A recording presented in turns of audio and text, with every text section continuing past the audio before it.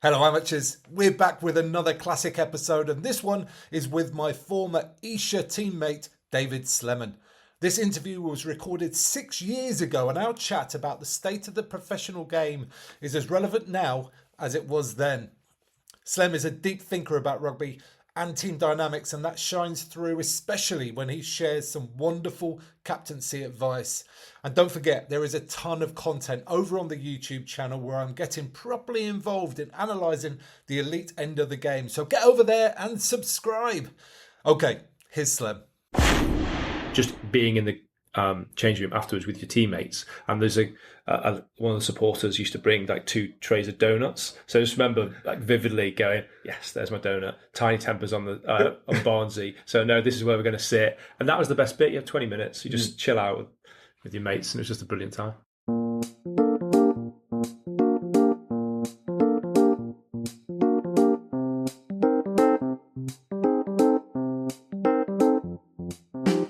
Hello amateurs, welcome to episode 10 of the Amateur Rugby Podcast, here to help soothe your Sunday morning hangover with some discerning rugby chat about the grassroots of the game. I'm your host Tim, and today I'm in Sarande, Albania, where I'll be drowning my sorrows this evening after England's sadly dismal performance in the World Cup final this morning. Huge congratulations to the Springboks, a masterful performance where, apart from brief moments of hope, there only ever appeared to be one winner. Despite being a proud Englishman, I couldn't help but smile as Sia Khaleesi lifted the trophy. It's a miraculous story, from not knowing where his next meal was coming from as a child to lifting the Webb Ellis Cup. I've plenty of South African friends, and I'm genuinely happy for all of you. Hope you enjoyed last week's episode with Sammy Bolton. We really got into the weeds around scrummaging and the psychology required to play the game in the front row. It may not be for everybody, but I know we really both enjoyed it. But my guest this week is David Slemen. Slem was my captain and fly half when I played at Esher, so it's highly appropriate that he should feature in episode 10 of the podcast. This interview was recorded in August of 2019, and we chatted about the state of the professional game, lessons he learnt from captaincy, and skills learned in rugby that can be transferred into business. I could chat to Slem about sport for hours and hours, but we distilled our very best for you into this interview. Please welcome David Slemen. So, David Slemen, welcome to the Amateur Rugby Podcast. Thank you for inviting me. Yeah, very welcome. Now, you're obviously a little bit of a pro when it comes to broadcasting, as you were just telling me before we started recording. I should have said that, should I? Yeah, it was quite a nice way to transition out of playing, actually. I got when I was at Esher, and we were doing reasonably well in National 1. I went onto the London Rugby show. I think I was injured for a few weeks, and it was really good fun. Really good fun. I didn't disgrace myself because they asked me to go and commentate or co-commentate on a couple of games. And you don't have to say much. You just have to come up with some expert opinion or something that doesn't sound too great, but you get the best seat in the house and get to talk about the game. So I enjoyed it. Yeah, brilliant. And got on 5 Live a couple of times? Yeah, we got on once where suddenly had a flurry of text messages. It's normally BBC London, and it's not normally on the actual station. It's online. Clearly a slow sports day, and it got on 5 Live, and all of a sudden people going, what are you doing? I'm glad I didn't know, actually. yeah, probably better not to know those things. Okay, well, let's rewind back to your early days, because I'm interested in, you grew up in a rugby playing family, basically, so I'm interested about how that shaped your early days and how, when and how you first picked up a rugby ball. Sure, I mean, the perception is exactly that. It's a rugby playing family, but that wasn't the environment, actually, because we're from Liverpool, so all my family were absolutely Liverpool fans, and very much my experience growing up was, I remember it as being just as much football as rugby. So yes, we would go to, my dad played, he played for England the Lions, so England from 76 to 84. I was born in 78, but actually he was, the game was very different then. So as amateur, you played at your local club. County and divisional were much more important, and you could play locally. Obviously, you didn't get paid, so he played at Liverpool, and I remember going there as a kid. Just brilliant, every Saturday. We go down to the ground, and but my bigger memory is of football, of Liverpool being really important, and my first memories of sport would be. I remember when we ended up playing at Esher, I used to think if anybody didn't remember the 1986 FA Cup final between Everton and Liverpool. They were young, and we had the likes of Joe Marler, who was born in 1990, which is hard to get your head around. So yeah, that was the memory growing up, and I think might have stopped playing. I think I was 7 or 8, and I do have some memories of then. And I guess the bigger memory would be him going into coaching. So from my 9 or 10 through to, I guess, end of school into university, he would have been coaching at first Liverpool, St Helens, and then Orrell, and that was my experience. That was his. Looking back, having 2 boys who are 9 and 7, his childcare was simply just taking me to the game and just then ignoring me all day. So or doing his job, I guess. So. Right. And did you have like a ball on the side of the pitch and you're throwing around and kicking endlessly? Or constantly just spinning the ball in my hand? And it's one of those things, you look up to the players that are playing at those times. And I remember, Liverpool St Helens were actually in the top division when I was about 11 or 12, which I guess was about 1990. Okay. And they, as were Waterloo, which was just down the road from where we lived. And so Waterloo, Liverpool St Helens in the top league.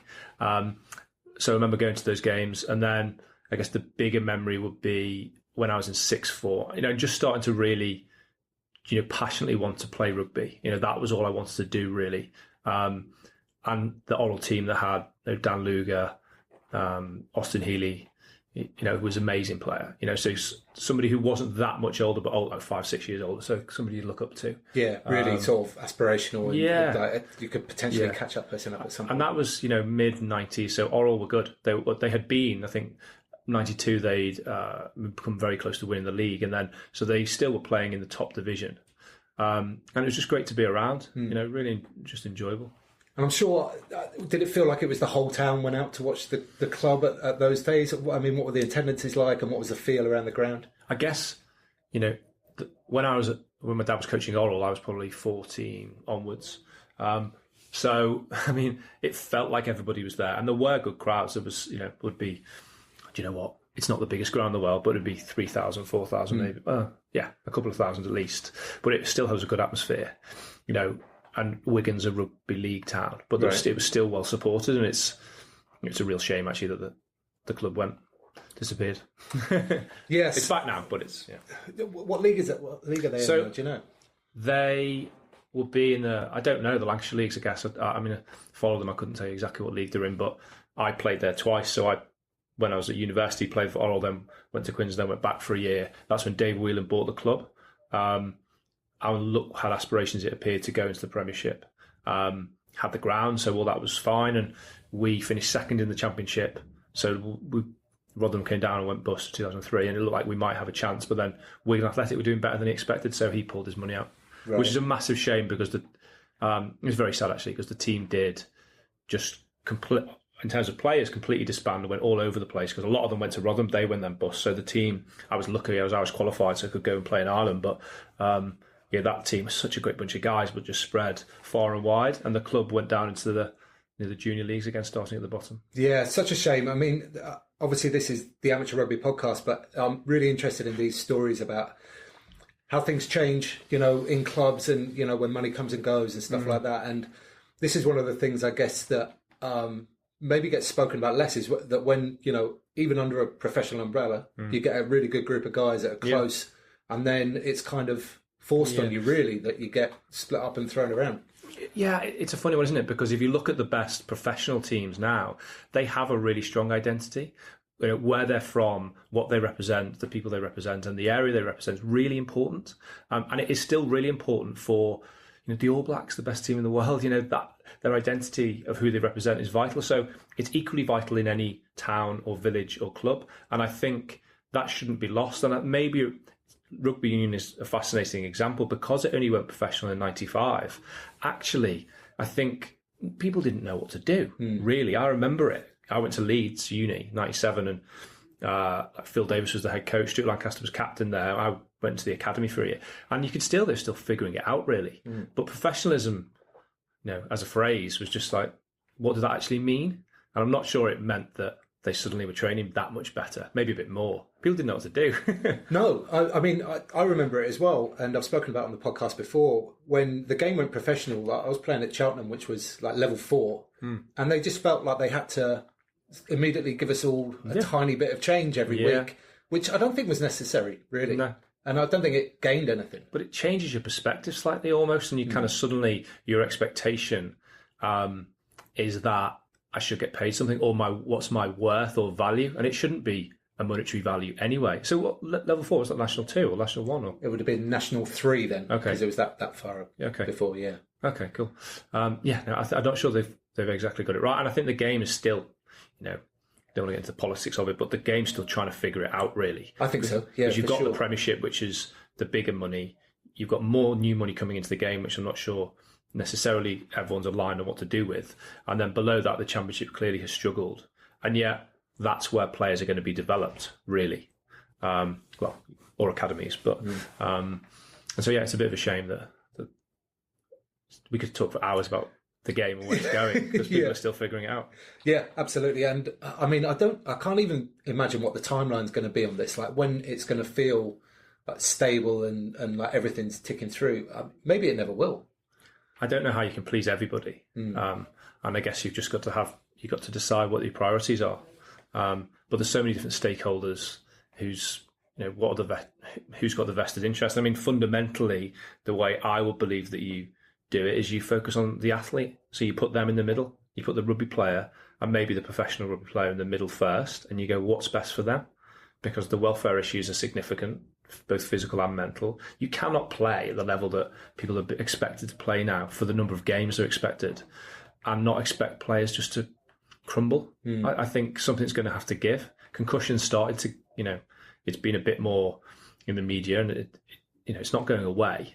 So yeah, I think the game's at a bit of a tipping point in the sense of, I don't massively enjoy watching it, right? Because it's so attritional at times. Yeah. You still the big game, amazing because of the atmosphere.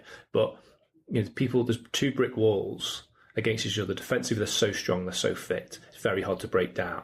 It's just an arm wrestle, and you kind of like somebody's got to give here. So do they change? I almost think, do they need to do something radical? Do they need to drop it down from 15 to 12, or do they need to get rid of flankers, or do they need to put the defensive line back 5 yards? I mean, geez, that's the one thing that just drives me mad, is like people are offside all day. It doesn't get refed. It just doesn't get refed, and so you're closing down that space. So I don't know. Well, this law trial going to happen about this 50-20 rule, same as the rugby league, which may be a solution for that in terms of getting people to drop back and creating more space on the pitch. Yeah, you've got to try stuff, right? Yeah, for sure. I see that as a positive thing. Yeah, no, I agree. It'd be interesting to see how that goes. But at least they're trying stuff, and I think, give them some credit, I think people are realising it. It's just that the global calendar is what needs to happen, but I don't see how that's going to pan out. Yeah. Watch the space, I guess. Yeah. Well, by the time this goes out, they might have sorted it. World Cup will be finished. So. Yeah. Okay, so just talking about the amateur values of the game, you went on to play for a few clubs professionally at a very high level. Which of those clubs and which times did you have that, that big sort of camaraderie and that real sort of fellowship within a club and maybe the associated fans and city or whatever? I think wherever you are at the time, there's a bond to the team that you're playing with. There's it's a physical sport. It's a genuine team sport. I love cricket. I love watching it, but it's actually an individual sport. You a lot of the stuff is yourself. You've got averages that are yours and personal. So I guess there is that togetherness which comes with anything. I guess I went from Oral, where I played when I was 19, 20 through to 22, then went to Quins. I know in hindsight, Quins is always the team that people will know who don't watch rugby. Yeah. But I just went on trial.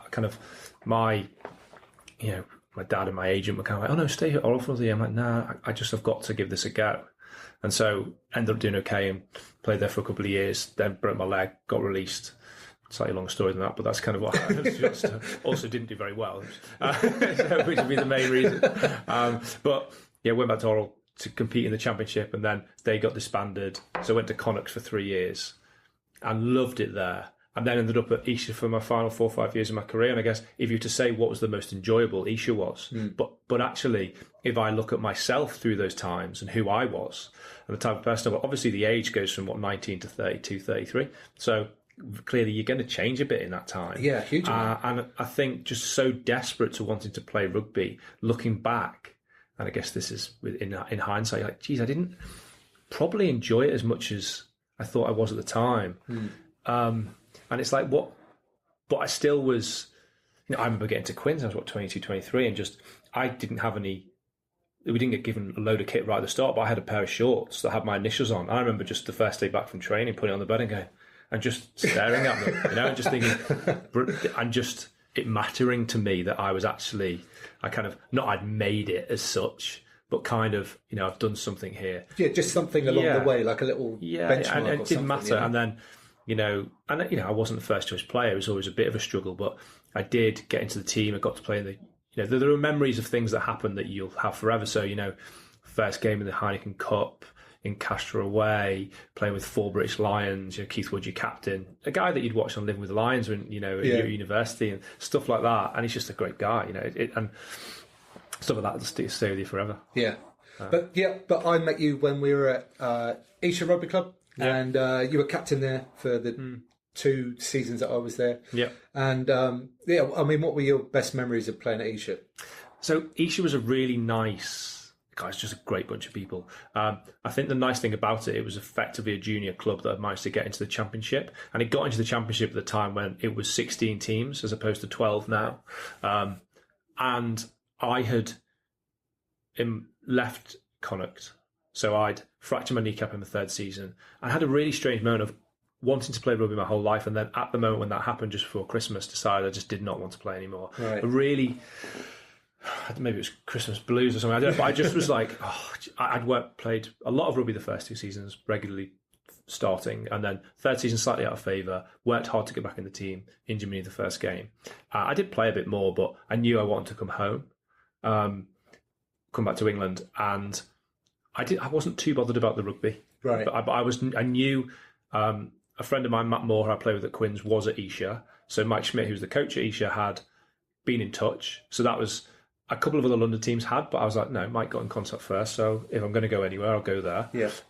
But I came and did a couple of games of pre-season, but what I did was spend effectively, I went on holiday for a month, which I'd never done before. So my brother-in-law, where'd you go? Anywhere else? We did. We went to, so they live in Singapore. So we went to Singapore for a bit, and then we used that time to go into Malaysia. So my now wife and Malaysia went to Bali for a week. So 3.5 weeks or so. And do you know what? Looking back, anybody who's going to finish their career, I'd highly recommend just getting out of the environment completely, and just spending some time. I planned the trip yourself as well. I'd never planned anything because I never had to. All your stuff was done for you. Mm-hmm. So it was really nice to go. I'm maybe exaggerating how much I planned it, but I was at least partly involved. But then to go there and just totally step away. I'm not great at going on holidays now, so committed to what I'm doing. But to have 3.5 full weeks, it does change how you think, and it just gave me that space to go, right, what do I want to do? And ultimately, I didn't decide then, but I came back. I then joined Esher. So I joined about November time. Did you join the following season? I joined the season we got relegated from the championship. Yeah, so that will be the following season. Yeah. Right, okay. And the nice thing was that I then joined a search firm. I decided headhunting recruitment was a thing I wanted to do. My wife's best friend, Gemma, from school, ran her own hedge fund headhunting firm. So I started to go down that avenue. But the rugby enabled me to have that transition of still playing at a competitive level. Missed championships, it was decent. Yeah. Although you trained Tuesday, Thursday, played on Saturday. And so to be able to go there and just a really great bunch of people who were doing the same. We had the connection with Harlequins, a bit of London Irish, I think, so that you had some of the better younger players, which is a really nice dynamic. So you have people like us who were like the older guys who kind of like just enjoying playing. And that's the shift is suddenly you were going to work and you were doing it in the evenings for the love of it. And it's such a cliche, isn't it, saying that? But it does change your perspective. And then it was weird because we got relegated, but we were the 5th team to get relegated because they restructured the league and didn't say until just before Christmas. Yeah, so that's right. It was just before I joined the club that it was announced, Yeah. And so we thought we were doing pretty well, in a way, for the semi-professional teams in that league. There were 4 teams below us, so there's 2 down, we're miles ahead. And then they changed, they made that decision, which suddenly we were like, God, we're 30 points away. And we nearly did it. We won 9 of the last 10 or something. Yeah, that was just after I joined, I think. Yeah. And that was brilliant. But what that meant was we had momentum going into the following season because we kept the team together. And then we went into National 1 and we won 29 games, lost 1. And that was so much fun. Yeah. Like you can say, I guess it's the lowest league I would have played in, but God, it was the most enjoyable because you're winning, Yeah. and you can't get away from that fact. And the group of guys, if you ask what was the best group, we won the most in that. But that was the most enjoyable. There was a kind of togetherness. It felt more like a family than a team. It was something that, in the sense that you kind of loved each other, but you equally hated each other at times. There was genuine rifts in that team, but it was fine. It kind of worked. Not everybody got on all the time, but when it mattered, but we, and I was, I guess, captain then, and it was having to be a captain in a completely different way. I could not have captained that team in the way I would have a professional team, because you just couldn't do it. You'd have like Paul Barker, our second row, who's like great guy, little bit eccentric. We'd have kind of club kit, and you had rules as to what you could wear, and he'd just turn up in completely different stuff, like completely different, to the point of, what is he doing? But do you know what? We just allowed it, because he was the one guy that, do you know what? We'll just let him do it almost accentuated everybody else that we're going to do it, and we're going to allow this kind of strange cousin that we've got to just do things his own way, and that worked for us. And so, I mean, you look back fondly because it was a good time. But I don't know, what was your experience of it? How did you find it? Yeah, no, pretty similar, really. Like, it was a big group of players. That was, I guess, one of the first things that I thought, especially that year in National 1 when we won it. We were a big, strong group. We were probably 3 deep in every position, with the Quins lads that were, coming in and out and stuff like that, the young guys. And there was definitely times when it felt like people were like pushing it in terms of, on the training pitch, people were quite happy to, ball each other out and shout and scream, and just to drive standards higher. Yeah. But there was no question. Like, on a Saturday when you played, everybody was in and on the same hymn sheet. And I loved it. I really loved it. It was definitely one of my most enjoyable seasons that I've ever had as well. So, what lessons did you learn in captaincy through that year? Well, I guess the biggest lesson probably is just that level of. I was older, so I was 29 when I started being captain, and you can't underestimate the fact that I was actually one of the better players, which I probably wouldn't have been in any other teams. So you can't get away from the fact that if you're not a good enough player, you're not going to be a good enough captain. But just that experience of not being too precious about when things weren't perfect, and just it being more important about how people felt than what they necessarily did. So there's just a feeling of, we're enjoying it. And, because of the environment of being semi-professional, you're almost taking the pressure off and wanting them to just express themselves. And I think we managed to do that pretty well.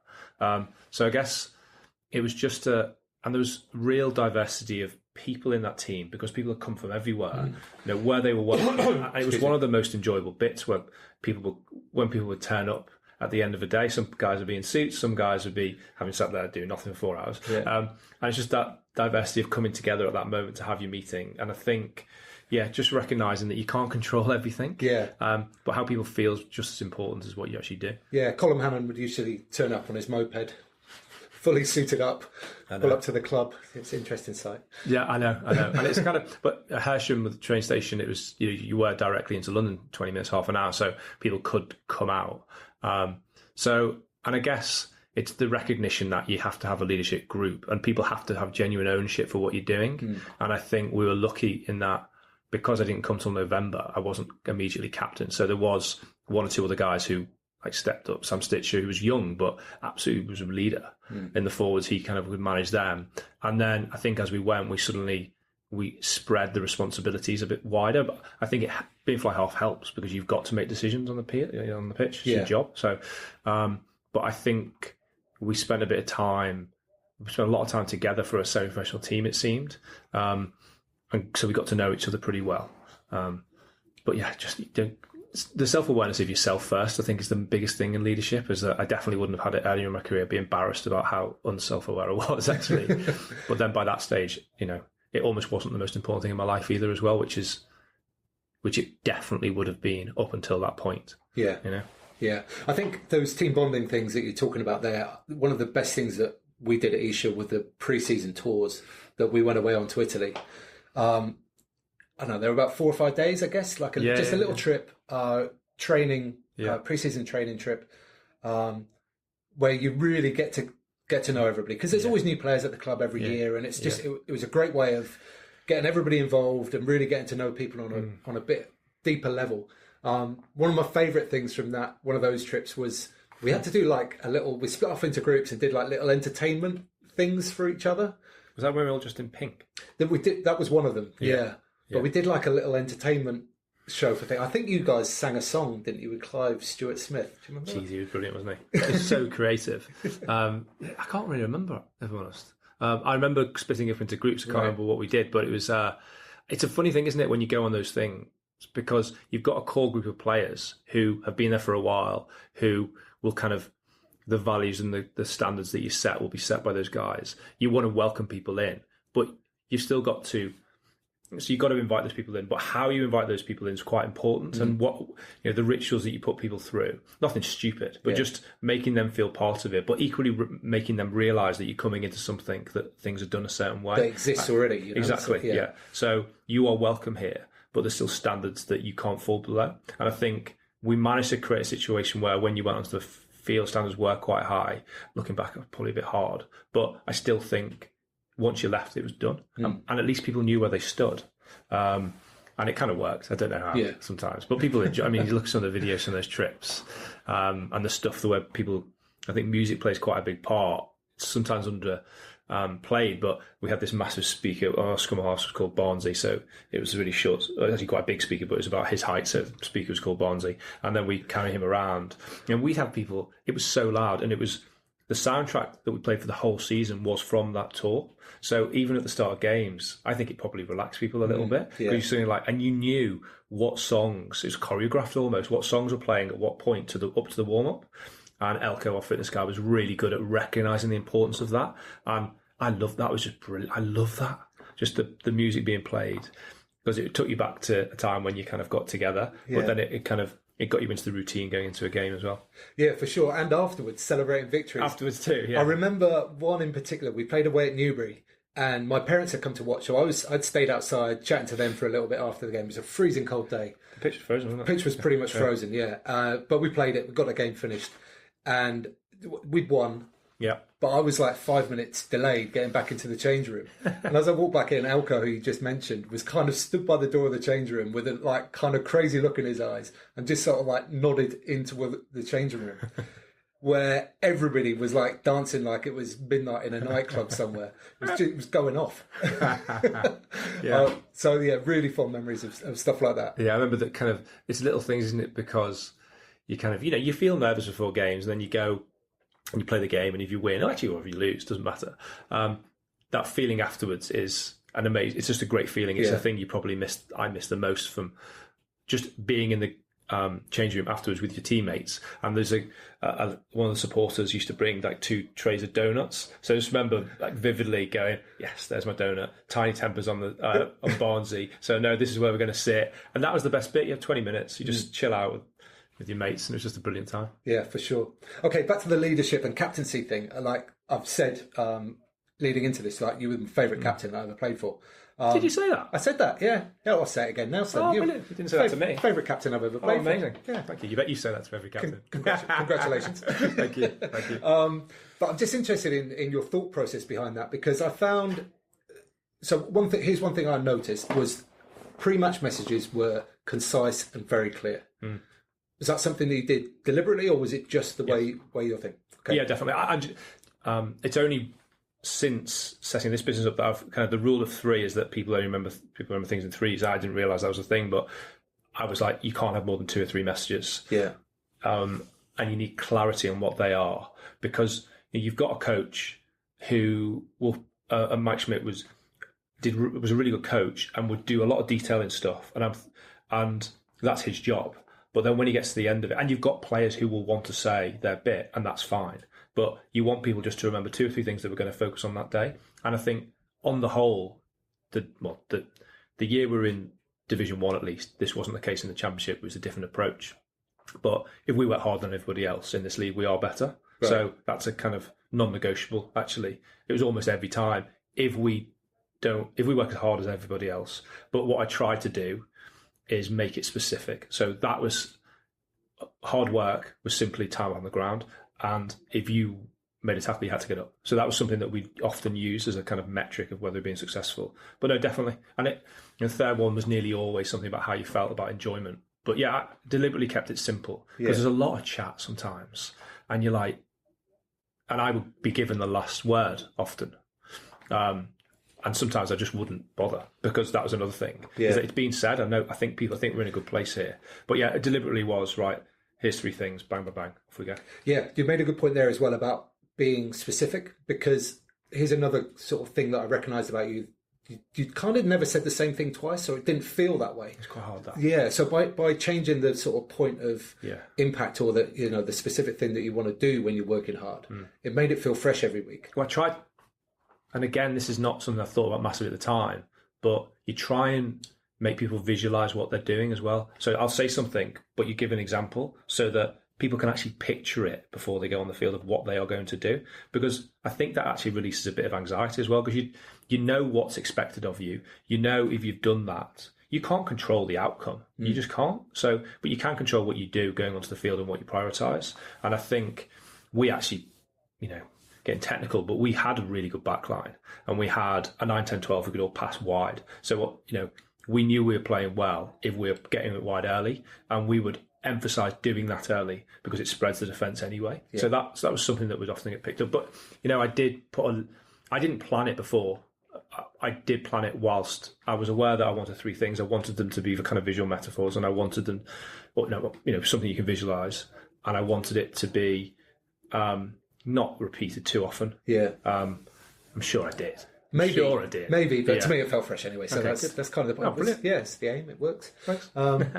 Now, just in terms of playing, one of your skills, which I admire greatly, was the ability to just run straight down the pitch, dummy side to side, and people buying those dummies seemingly at will, and that just kind of happened. I guess a better skill is to pass the ball wide, Sean Edwards style, then just run up the middle of the pitch without the ball. I scored like 20 tries that season. I think I made 2 breaks, but it's occasionally I'd be like, I'm going to do a dummy here, but it's so over the top, but people do buy it. Yeah. It's just incredible, isn't it? Yeah. But yeah, we had such pace out wide. A couple of the younger Quins guys, Seb Jewell was really influential at 12, that we're going to make space, and the number of times just run up the middle of the pitch, and then they 2-on-1, and I get the ball going on the stick. So yeah, that's good times. Memorable. I know, it really is. Yeah. It really is. Okay, so we've talked a lot about leadership and captaincy, and you've transferred into business now. How have some of those lessons that you've learned come into the job that you're doing now? Maybe you want to talk a little bit about the role that you've got now. Yeah, so I set up a business. So as I said, I went into headhunting. It was outside of sport. It was a very deliberate choice to go outside of sport because I suddenly had a bit of a chip on my shoulder that I went to Leeds, did sports science physiology degree. I've been obviously brought up in a family of rugby and sport. I then played rugby professionally for 8 years. I then played semi-professionally. I was like, I want to just learn a bit more about the world and business. So joined a search firm that was called Miramar. I still had a choice. Could have gone to a big firm or a small one. Went to a small one where I kind of learnt on the job. Called Miramar, and we were energy industrial technology. And I ended up spending a lot of time in Germany, the Netherlands, France. Just brilliant time of my life, actually. It was hard. Yeah. It was hard because Esher were back in the championship, so suddenly having to properly train. And the championship, when we went back in, it was hard, really hard, but really enjoyable. And then after about 3.5 years of doing that job, kind of energy industrial technology, I just noticed that there's 3 sectors here that are vastly different, that fundamentally run recruitment processes in exactly the same way. Okay. Different skills and criteria needed for the jobs, but actually the same process and rigor. And I was like, well, why doesn't sport do that? And I guess I didn't absolutely know that it didn't, but I was thinking on the performance side, kind of coaches, performance staff, physios, doctors, those sort of things. And I looked into it. My agent had become Leicester Tigers CEO Simon Cohen, so I had a chat with him. He was like, no, I think that, and spoke to a few people, and there was a bit of a gap in the market there. So I set Elite Performance Partners up. It's a few of us now, but it was me initially, and just focusing on, the performance roles behind the team. So we actually do more work in football now because it's a bigger market. It's a bigger market. I started in rugby because I guess you only need 2 things. You need track record and credibility. I had a bit of credibility and I had my story. Everyone has one, but it was mine. I come from rugby. So worked with Leicester, worked with Bath, worked with Northern Irish, a few teams, and then moved into football. So just took a chance and kind of went out there. And it's the same process, actually, that you go through. And yeah, I'm really lucky because so we place head coaches, heads of performance directors.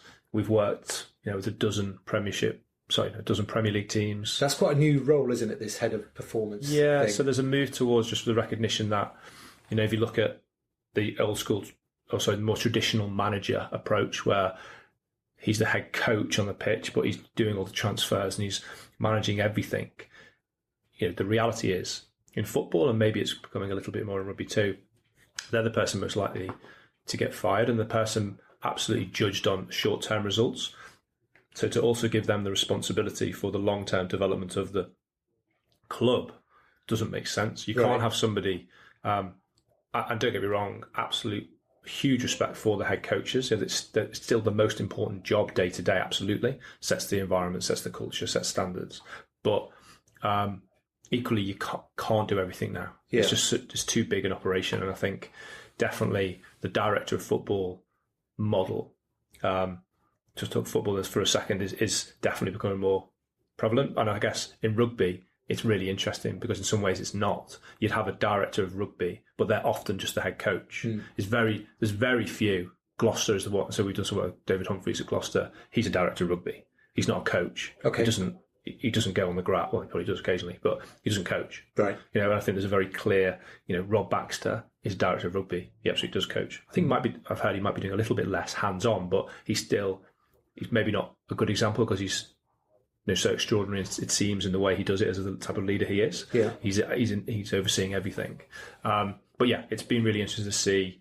We've done some work with UK Sport, English Institute of Sport, and the Olympic sport, the success they've had and the strategic planning that they do is fascinating. They've got a real clear plan as to how they do things. They know they've got it's called What It Takes to Win model, right, where they've actually properly broken down what it does take to win. If you want to win a gold medal in 4 years in Tokyo, say, this is what you would need to have done on loads of different areas. And it's an absolute privilege to be able to get on. We still get that helicopter view over these things, but we still we do get to go into these environments and see what they do.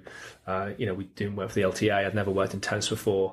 But fundamentally, the things are the high-performing principles are largely the same. Okay, so broad brush things are common across all these different sports. And I guess, they are. And I think what's interesting is you've got the nuances of the sport. And when you play a sport, and obviously we play rugby, you get into the detail of it and you love that. And you think that's what is the most important thing. And geez, it is. On the day, in the moment, being laser focused in the moment is the most important thing. But the fascinating thing from my experience over the past 5 years is how there's actually so much more to it. Okay. And there are things that the better teams do across all. So what are some examples of these? So I guess what they have, they have a plan, right, and they stick to it. So they know. So I guess you've got I'm trying to think where it starts, but you'd have you've got a deeper meaning of what you're doing. Right. So, the Simon Sinek start with why sort of stuff. That is important. So what's your purpose? Why you're here? Who do you stand for? What you represent is important. So what's your purpose? People do really, the better teams often have a vision of what they want to achieve and where they want to go. And that's not just winning. That's how they want to make people feel. Right. That's how their fans want to feel, how their coaches and players feel. And I think that piece around identity is massive. We're lucky working some work with the FA. They've done a particularly good job of that, of reconnecting with the country. Mm-hmm. And you saw that in the World Cup. They actually genuinely did 100%, reconnect. And it wasn't by accident. That was absolutely planned. Okay. But it was planned first from a performance point of view. So they recognise that a team that feels more like it's together is going to perform better. And they work really hard on doing that. How? From junior age groups and stuff like that? Or? Yeah, so I guess you're lucky in England in that... and we've done a lot with them. So it's really nice to be able to... Sure, they've shared quite a bit of this already. So it's not... but they have... the England DNA of, who are England, what do we represent, how do we play, that, so style of play can come into it as well. Mm-hmm. And traits that are important. So, bravery and courage on the ball, those sorts of things are important. And you can actually, it's not about, so bravery, what that translates to is when you get the ball, you pass forward and you take not a crazy pass, but you take the pass, you don't just hoof it. Again, England in the World Cup did that. If you watch them play, you're like, no, they do build up from the back, and they've got the courage to do that as players, and they're coached in that way. So I think they would have done that through the age groups. They had some immediate success. I think they have a department, people and team development. So it's about both improving the skills of, I guess, the mental skills under pressure to perform on the field, but there's also off the field stuff of becoming a group, of understanding the group dynamics, setting high standards, those sorts of things. So it's on the field and off the field. And I actually think it's the biggest area of growth within sport, that piece, because I think you can get so far physically, and there's still areas to improve on physically, but I think that, we talked about it as being part of a group, that understanding of the group and actually how they interact together. I don't feel much is known about that, or how do you maximise the potential of a group but also maximise the potential of the individuals within it. To me, is fascinating. Yeah. And I don't think many teams have cracked that. No. But that's what good coaching is. Yeah. Maybe less a science and more of a... Yeah, no, absolutely. Just a really organic kind of thing that you have to judge on a day-to-day basis. Yeah. Have big, of course, like big plans and big structures in place, but measure that all the time and see how it's working out. And it's the challenge, isn't it, of there's so much stuff to measure now, but not everything that matters you can measure. So I guess how you decide what it is you measure, how do you constantly assess where you are. And I guess what we find really interesting is the best clubs actually do have a strategy of where they want to go. They set strategic objectives, they plan, and they measure. It's not it's not random. They'll focus on specific things. I guess they have clarity on what they're measuring success on, and then they can improve those areas. Because if not, the problem is if you're just focusing on winning, you're not going to win all the time. Yeah, and you even in nobody does. And even if football's funny because it's a low scoring game, so you can be unlucky, and people forget that. So I think the strategy and culture are almost two parts of the way, and I just come up with this myself, but I kind of looking at it as kind of a strand of DNA, successful performance DNA, is that you've got to have strategy, but you got to have culture is, the environment you create to deliver that strategy. And if you have that, the thing though that's the most important is pressure comes on in sport in a way that is unlike the scrutiny that you come under in sport is different to other things. So strategy and culture will split and things will go awry, and the thing that binds them together is leadership. Okay. And I think the best of teams recognise that. We've worked with, Baroness Sue Campbell at the FA, Dave Redden's very strong at this, just the leadership to actually know what you stand for and just stick to a plan. Equally change your plan when it's wrong. Because it's not always about sticking to the plan. Yeah. We're lucky in that we work with some great teams, and probably 25-30% is in rugby. And I guess I always... The nice thing is to be able to relate it to your own experience. So you're always thinking, oh, yeah, that person was, what did good people do that I played with or against? What was it that they had?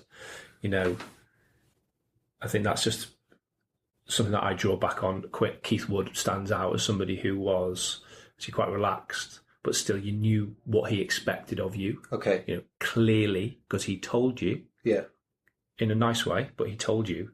And he equally told you what he was going to do for you, right? Which is run through walls effectively. Yeah, and that's a nice thing actually. That two-way leadership, I guess, is quite important.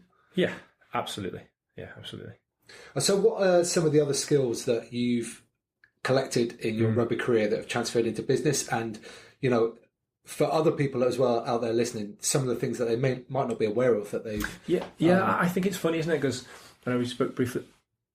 You talk about my transition from, I guess, playing sport into business, back into sport, I guess. And the fact is that these are not things that are about professional sport at all. These are things that I think there's a lot of transferable skills of people who are playing amateur rugby that they just don't realise that are transferable into whatever you do. I think the thing undoubtedly that it's funny, when I was at Miramar, I would want feedback. I would actively look for it. Okay. I had a pretty good start and then had a bit of a bumpy 6 to 9 month period from 6 to 9 months. And I went to them and my kind of Andy, who I worked with, who's kind of my boss, and said, why am yeah, it's just not going that well, is it? I just don't know what's wrong. And I wanted his feedback, and didn't say anything at the time. And then afterwards, like, you're still the only person who's ever asked for feedback. Right. So I think it's very natural within sports to be comfortable with that. And that's not normal in people who haven't played sport. It's not a normal thing from my experience, is that not many people are comfortable getting it because you don't take it personally. Sure. You just don't, you can't afford to, because it's not personal, actually. It's not a slight on you. I think... Yeah, because it's all about making the team better at the end of the day, isn't it? When you're in a team sport, it's all about making the team better. So. And you're so visible. If you're playing a game, any position is true. I play fly half, so at the end of a game, or on a video on a Monday or Tuesday, it's put on the screen. You make the most decisions in a game, so you're probably going to make the most mistakes. So you just get comfortable with that. Yeah. But it doesn't stop you trying to improve. I think you deal with... just the understanding of being a good teammate and how important that is. We talk about leadership, but actually followership is a thing, is recognizing when you lead, but also when you don't, and when you need to be a good teammate. Right. I think being in a team is something that you naturally know. You know when you need to talk, you know when you just get your head down and work hard. So I think when we look at CVs now, when we're doing, for any role that we're doing, we look for people who've played in team sport, because you understand the team and group dynamic. Okay. And there's very few people who will be in a business where they're not interacting with other people. You can have the great strategy, but relationships are vitally important. They amplify and accelerate whatever goal it is that you want to get to by working closely with other people. So I say that's another big thing. The biggest one, undoubtedly for me, that I've recognised now, age 40, is funny, isn't it? You just don't even think about this stuff when you 41 Slem, isn't it? No, 41 next month. Oh, next month. Couple of weeks. Yeah, a couple of weeks. But I think that just the understanding that I didn't recognise this as I would have picked this phrase up from somewhere else, or just heard somebody say it and recognised it, is that I guess negative emotions can, if you're not careful, I have realised that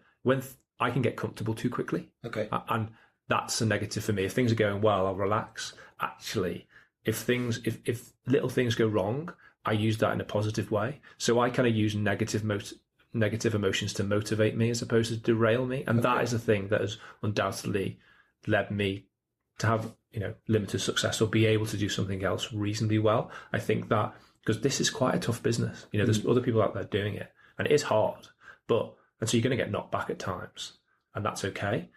But when that happens, I've realised that I use those negative emotions to motivate me to do better, as opposed to have a negative effect and derail whatever it is they're doing. So that is the biggest learning I think I've probably had. Right. I don't, from what I hear, I'm really, really bad at taking praise. Anna, my business partner, said, it's ridiculous. You just don't. I don't know why that is. I don't know what that is about me.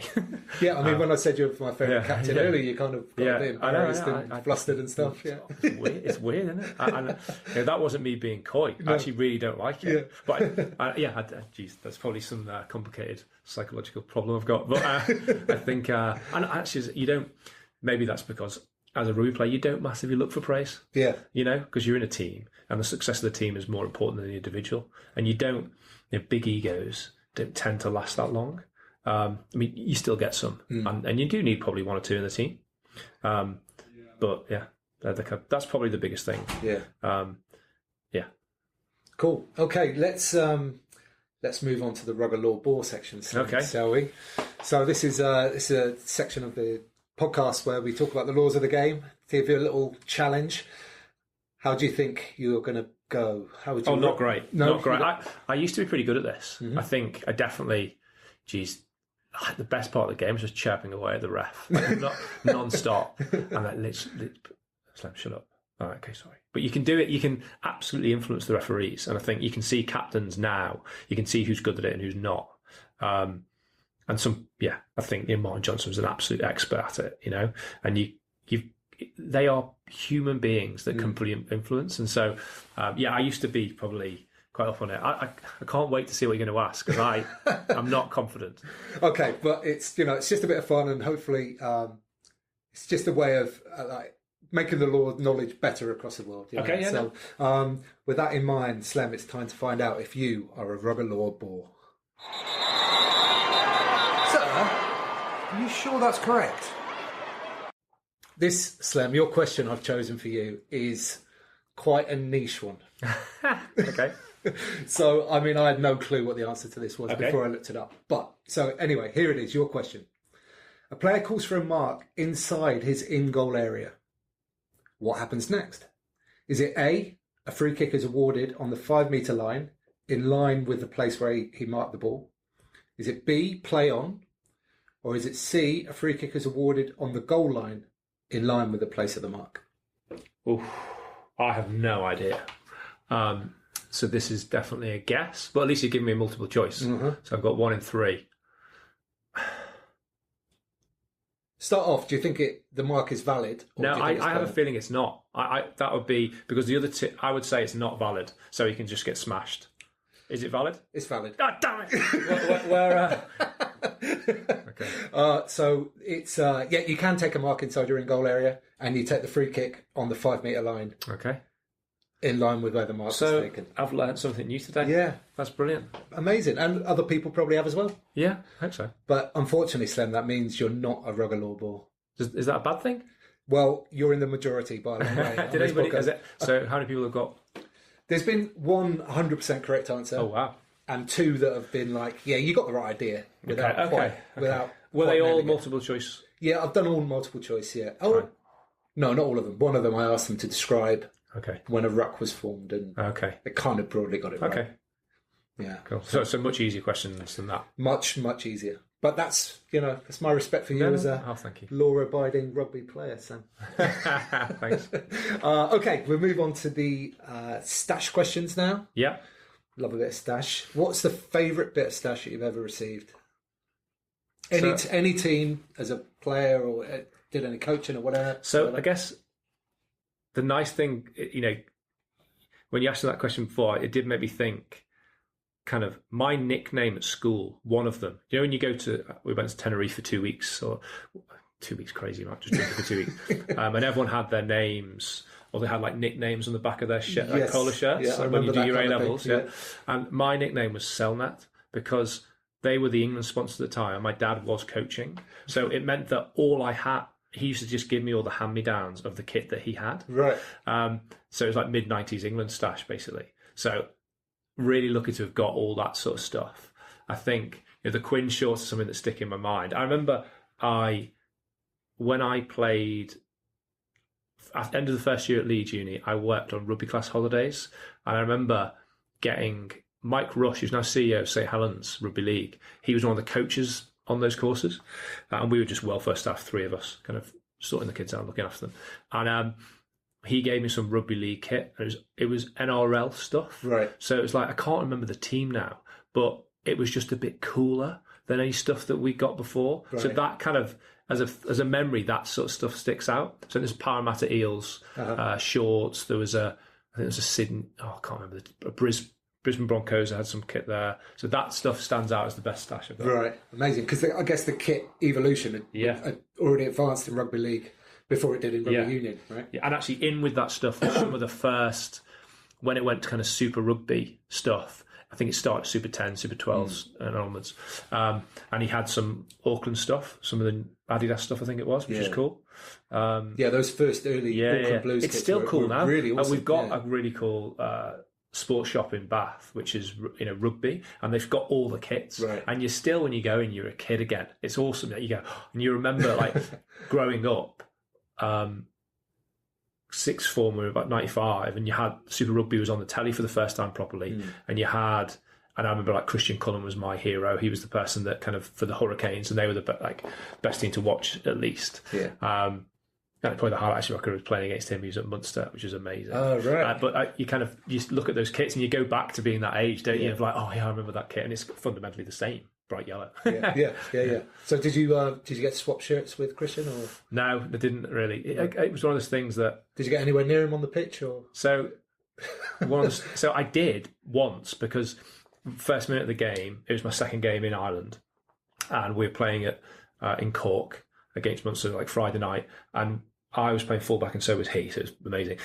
First minute, somebody kicked the ball, I caught it, kicked it long, and then he was catching it, and I remember just him running to me going, "Oh my God, that's Christian Cullen." It's Christian Cullen. And then it was wet. And as he got close to him, he slipped. So I was still running quite hard, and I hit him quite hard, which you might find hard to believe, but it was actually quite a big tackle. Sure. Because he slipped. And the crowd actually went, ooh, and I was like, and then as we were on the ground, he went, go ahead, mate. And I was like, thanks. That's properly chuffed. So that's honestly one of the highlights of my career. Little thing, but but means a lot. For it sure. does, yeah, absolutely. Okay, well, with that in mind, like, what is your favourite kit of all time? Any team, any era? Oh, it's really hard. It's a big. I mean, there's a lot out there, obviously. Yeah, there are. I think there's something about the England kit when it went to being tight fitted, which was just so cool that stands out. When pre World Cup, I remember them running out, and it's not so much a kit; it's a moment in time when you think, okay, this has gone to a different level. Yeah, the tightness of it, the athleticism of the players. So something about that moment which stands out in my mind. That's a thing that kind of immediately comes into my mind. So there's something about that kit which I really like. I really loved the old. I mean, the funny thing is, my dad kept we sold most of it now, but growing up until I was 16, he had like a box of shirts in the attic. And, occasionally from the age of 8, I'd sneak up and kind of look at them. And there's two that stick out, the old French kit, something about the French kit, which, it's not the same now in that they're not, you never played against them. So it's kind of actually a big thing to go, they speak a funny language, they're different, right? Yeah. And so it's just nice to play against them. So it's something about the French kit. And then the old Australian kit, which had kind of green numbers on the back. Yeah, okay. That stands out. Campese sort of era. Campese era, yeah. Something really cool about that kit, which had those numbers. So, yeah, French, Australian kit. You've asked for one. But no, that's three. okay. So those ones are pretty cool. They're the ones that stand out. Nice, okay, good. And last dash question. Yeah. Current kit, like something that's brand new out for the World Cup or this season, or conversely, if there's some out there at the moment that you think are just disgusting. I've seen some of the World Cup kits, which are good. I kind of like those. I guess the problem with some of the kits now, a lot of them will be from the same brand. Right. I can't, it's just a bit like, that's just that club's version of a big, kit maker. Yeah. I like a bit of originality, although, I quite like what the Bath shirt looks like now. I see it all every day because people are walking around the town. Yeah. And being from Liverpool, I like red kits. So, there's something about the Welsh kit which is just being pure red. They never seem to change it much. I quite like that. So, I go with the Welsh kit. Nice. Okay. Well, mate, that brings us to the end. So I just want to thank you so much for coming on the pod. You're welcome. Thanks for inviting me. And if people want to get in touch with you, how might they do that? Yeah. So I'm on LinkedIn. I'm on Twitter. So at Dave Slem on Twitter, LinkedIn. You'll find me on David Slemen. They're probably the easiest two ways. I'm on LinkedIn actively, so I'll be able to feel free to get in contact with that. Amazing. Thanks so much, mate. And I'll link that all up in the show notes below for everybody. Cheers. Bye-bye. Bye-bye. Thanks very much again to Slem. I think his advice around captaincy is outstanding. And as I mentioned, he was my favourite skipper. Thanks as well, mate, for feeding me and putting me up for the night. Hugely appreciated and a lovely byproduct of having friends from rugby. If you've enjoyed this podcast, you could like, comment, share and subscribe. But what I'd really like is if you could mention it to someone in person the next time you're down your local rugby club. I will be back with you next week when my guest will be... Well, actually, that hasn't been decided just yet. Keep an eye on the Amateur Rugby Podcast Facebook and Twitter feeds this week for more information. I'm now off out to sample the Albanian nightlife. I have a few friends here in town, none of whom know the first thing about rugby, which on a day like today could be an absolute blessing. So, until next week, get out and play.